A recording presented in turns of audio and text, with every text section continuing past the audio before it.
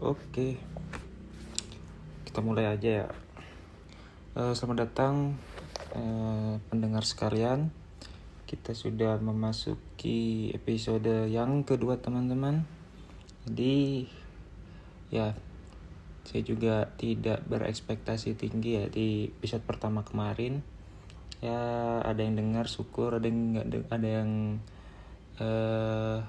komen juga syukur. Dan ternyata teman-teman, para pendengar sekalian, ada yang mengirim pesan di email ya, seorang anonimus yang mengirim pesan ingin membahas sebuah topik tentang saham teman-teman. Disclaimer guys ya, untuk saham sih sebenarnya saya bisa menjelaskan, cuma seluruh apa yang saya katakan itu saya bukan merekomendasi, melainkan kalian bisa membuat keputusan sendiri tentang pilihan kalian, pilihan investasi kalian mau apa. Jadi teman-teman, mungkin saya ingin membahas tentang saham karena terima kasih udah mengirimkan email ya ke podcast ini. Jadi saya akan bahas, cuman disclaimer, saya juga jarang baca buku tentang saham, saya masih pemula tentang saham.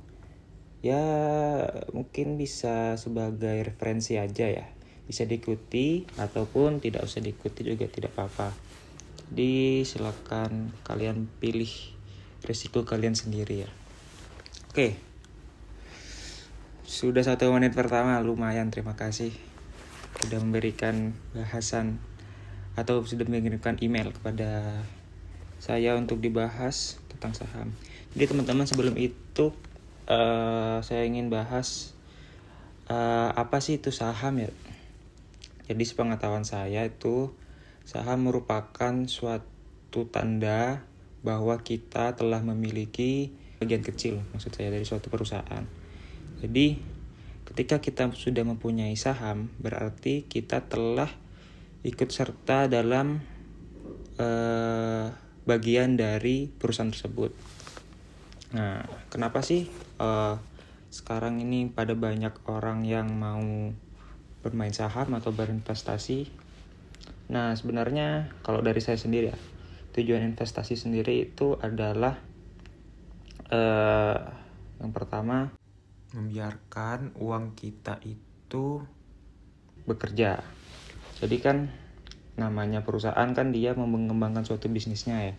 Nah, bisnisnya itu dia akan growth seiring waktu. Dengan kita memasukkan saham kita pada perusahaan tersebut, berarti kita sudah ikut andil dalam pertumbuhan perusahaan tersebut. Dan kalau sudah masuk ke dalam perusahaan tersebut, kita berhak untuk mendapatkan, yang pertama, berhak mendapatkan hak suara. Nah, apa itu hak suara? Biasanya dalam suatu perusahaan, perusahaan-perusahaan itu mengadakan rapat untuk perkembangan dari perusahaan tersebut. Kalau kita sebagai pemilik saham, kita bisa ikut andil, tapi ikut andil masih tetap yang paling besar pengaruhnya adalah pemegang saham terbanyak ya. Nah, biasanya itu pemegang saham terbanyak itu adalah saham itu sendiri kan. Jadi gini teman-teman, untuk kalian ketahui ya. Jadi setahu saya tuh ada beberapa macam jenis perusahaan teman-teman. Nah, yang paling mencolok kalau kita bahas saham itu adalah perusahaan PT. Nah, PT ini adalah perusahaan perseroan terbatas di mana dia memberikan saham-saham kepada orang lain ya, orang-orang luar perusahaannya. Kenapa seperti itu? Jadi karena PT ini adalah perusahaan yang sangat besar. Jadi dia itu sudah termasuk perusahaan yang bisa bergerak sendiri dan ya sudah settle lah. Namun tetap suatu perusahaan itu butuh stimulus lah, semacam stimulus atau bagian dari R&D atau riset supaya perusahaan ini bisa berkembang lebih lanjut lagi. Jadi tetap butuh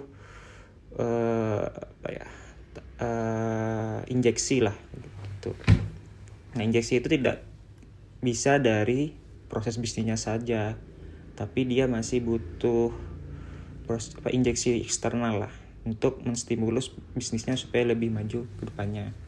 Makanya di situ ada PT. Kalau misalkan kalian ketahui, ada juga perusahaan yang perseorangan saja, maksudnya tunggal gitu, perusahaan tunggal, ataupun ada juga yang firma itu masih belum bisa buka saham ya, karena dia masih perusahaan yang dikelola sendiri lah. Dia masih skalanya masih kecil lah, menengah kecil gitu. Tapi kalau besar kebanyakan sudah menggunakan sistem perseroan terbatas ya. Cuman itu masih tergantung ke ownernya masing-masing. Nah, jadi kalau kita balik lagi, jadi kalau saham, keuntungan kita punya saham itu pertama kita punya hak suara. Biasanya nanti kalian akan kenal dengan istilah RUPS atau rapat umum pemegang saham. Nah, di situ ditentukanlah biasanya berapa sih omset pembagian hasil dari keuntungan perusahaannya. Kemudian ya apa saja, bagaimana laporan keuangannya, di situ akan dijelaskan secara langsung di RUPS. Atau kalian mungkin kalau tidak bisa datang, misalnya offline ya, atau ya kadang online, kalau bisa datang itu biasanya dikirimin email surat gitu. Nah, situ kalian ya secara langsung ikut andil lah. Cuman biasanya sih yang paling menentukan adalah pemegang sahamnya. Cuman informasinya udah kita dapatkan ya, berapa pembagian dividen. Nah, dividen itu jadi selain haknya itu dapat suara, kita juga bisa dapatkan keuntungan dan hasil ya. Nah, keuntungan saham itu berasal dari ya laporan keuangannya, berapa profit perusahaannya, apakah nilai perusahaan ini semakin besar ataukah dia semakin menurun. Nah, itu berpengaruh terhadap keuntungan dari perusahaan, yang berpengaruh juga pada pembagian hasil keuntungannya kepada kita yang mempunyai saham. Kalau dividen itu beda dengan istilahnya itu capital gain ya, kayak nilai dari perusahaannya itu. Nah, itu berbeda dengan capital gain, di mana capital gain itu dia lebih ke periode ya, secara langsung lah perhitungan sahamnya, bernilai perusahaannya gitu.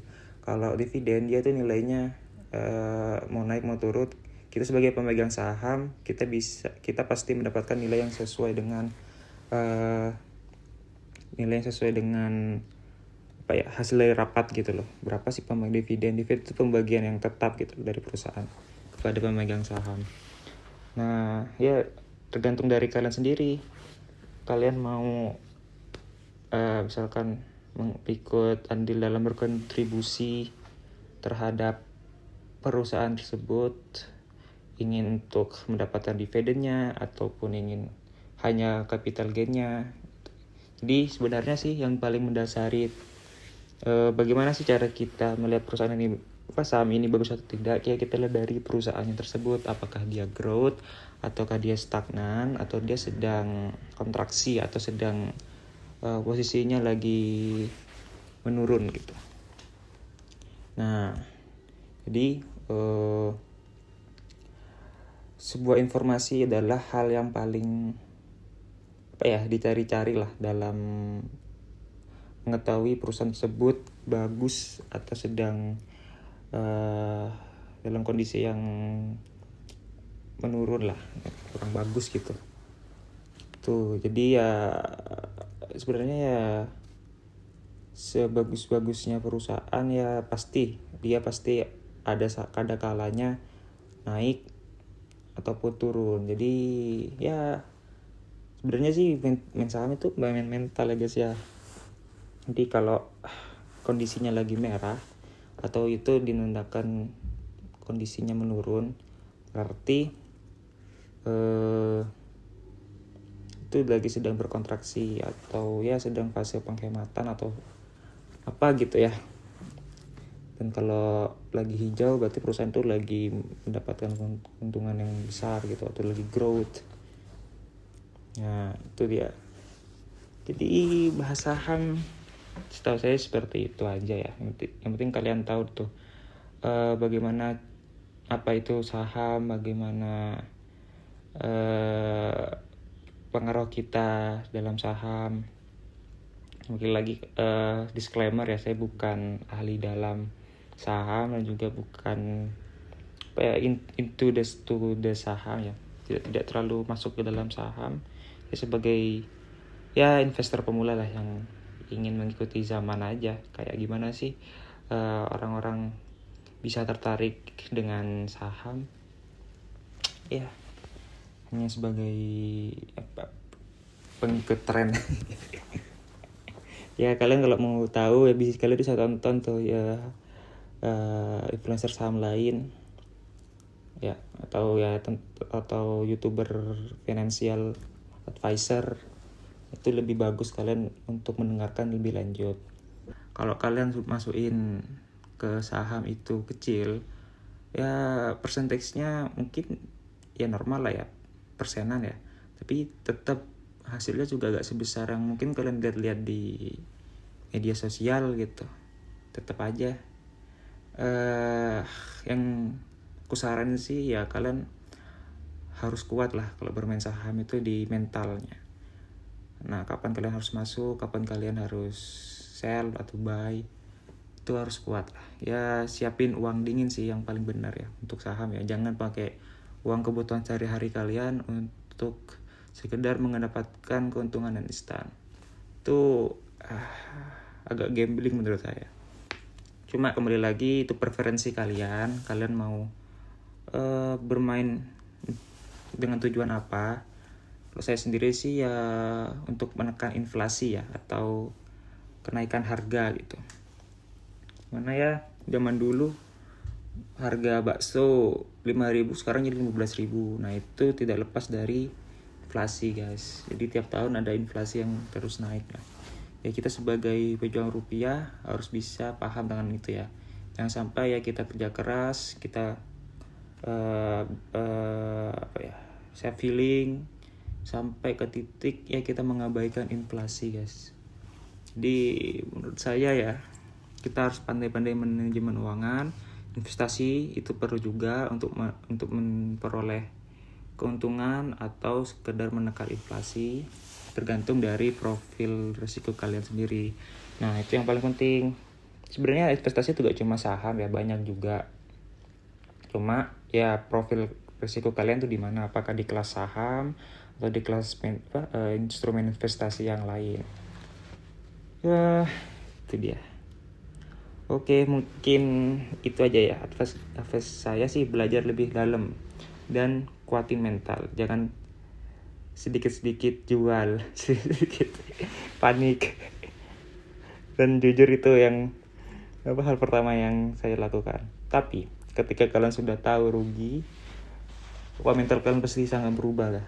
Sudah lebih stable lah tentang ini. Kontrol emosi kalian udah bagus itu. Kalau udah pernah rugi dan kalian masih tenang-tenang aja. Nah, itu berarti emosi kalian udah bagus, udah tenang menghadapi masalah. Ya itu deh guys.